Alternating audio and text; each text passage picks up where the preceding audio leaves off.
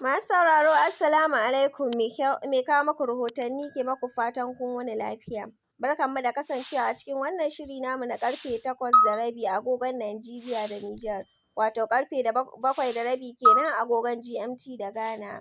A cikin shirin namu na yau muna ɗauke da hukumar alhazan Najeriya ta saka ranar fara kai maniyyata Saudiyya.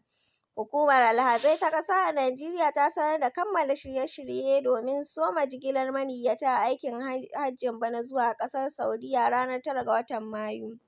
Hukumar ta NAHCON ta sanar da hakan ne bayan wata ganawa da shugabanta a wakilan majalisar gudanarwa suka yi da mataimakin shugaban ƙasa Kashim Shettima.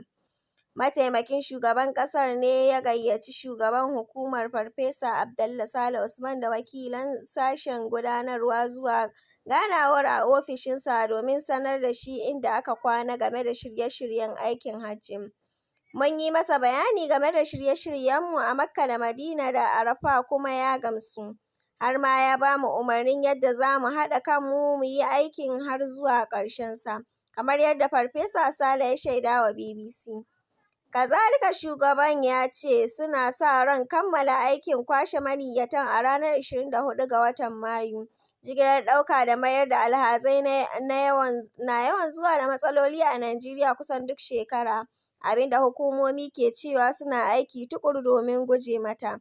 Hukumomi sun ce mutum 43,000 ne za su je babbar ibadar ta musulmai daga Najeriya a wannan shekara. A bara kusan mutum 95,000 ne suka yi ibadar. A shekarar da ta wuce muna da alhazai 95,000. Kamfunan jigila 3 muka bai wa aiki. Yanzu da muke da alhazai 43,000 mun ɗauki kamfuna 4. To ina maganar ƙarancin jirage a nan? In ji farfesan. A cikin tawagar hukumar akwai wakilan fannoni daban-daban kamar na zirga-zirgar jiragen sama da na shige da fice da sauransu, waɗanda ga alama su ma sun yi wa mataimakin shugaban bayani. DCJMT Umar shi ne ke wakiltar hukumar shige da fice ta Najeriya a NAHCON, kuma ya ce sun kammala babban aikinsu a shirin aikin hajji na bana, wato yi wa maniyyata fasfon tafiya. Babu maniyyacin da ya nuna aniyar zuwa aikin hajji da bai samu fasfo ba zuwa yanzu, kuma ba mu da wata matsalar rashin kayan aiki a kowace cibiya a ƙasa baki ɗaya, a cewarsa. A 'yan makonnin nan ne 'yan majalisar gudanarwar hukumar suka rubuta wa Kashim Shettima koke. Suna zargin shugaban NAHCON Farfesa Abdallah Sale mayar da su saniyar ware wajen gudanar da lamuran hukumar, zargin da shugaban ya musanta. Wakilin BBC da ya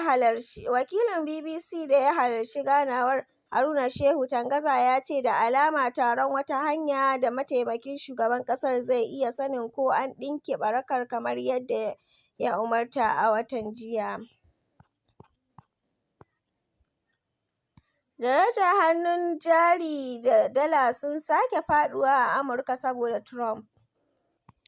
Darajar hannun jari a Amurka da kuma kuɗin ƙasar dala ta ƙara faɗuwa bayan da shugaba Trump ya sake nanata sukar da yake yi wa shugaban babban bankin ƙasar. A wani saƙo da ya sanya a shafinsa na sada zumunta da muhawara na Truth Social, Mr. Trump ya kira shugaban bankin Jerome Powell a matsayin babban mai asara saboda ya ƙi rage yawan kuɗin ruwa. Wannan matsala da ke ci gaba ta sake tasowa ne a wannan karon yayin da shugabanni da jagororin harkokin kuɗaɗe suke nufar babban birnin Amurka, Washington, domin halartar taron Babban Bankin Duniya da kuma Asusun Bayar da Lamuni na Duniya (IMF).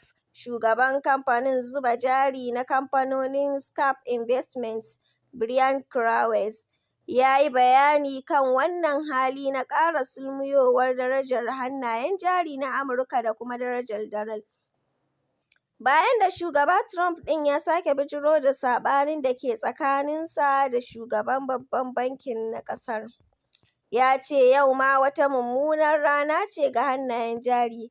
akwai wasu saƙonni na shafin sada zumunta daga shugaban Amurka da ke barazanar korar Jay Powell. Wannan ci gaba ne na rashin tabbas da haraji da manufofi da muka gani.